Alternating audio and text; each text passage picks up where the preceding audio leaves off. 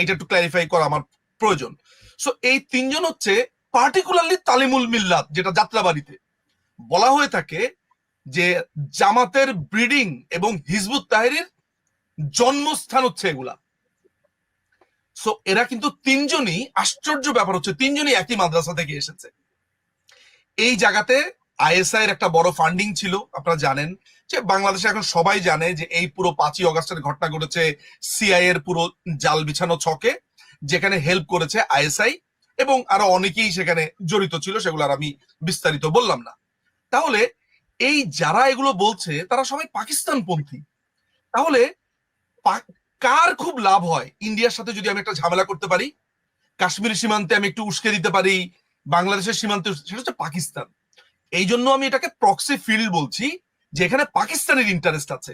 5ই অগস্টের পাকিস্তান নিজেই তো তার গৃহদাহ চূড়ান্ত পর্যায়ে রয়েছে।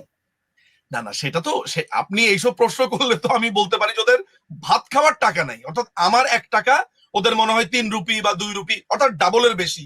আমি অন্তত পক্ষে মাননীয় প্রধানমন্ত্রী শেখ হাসিনার ওই 5ই অগস্টের আগ পর্যন্ত আমি তাই দেখেছি।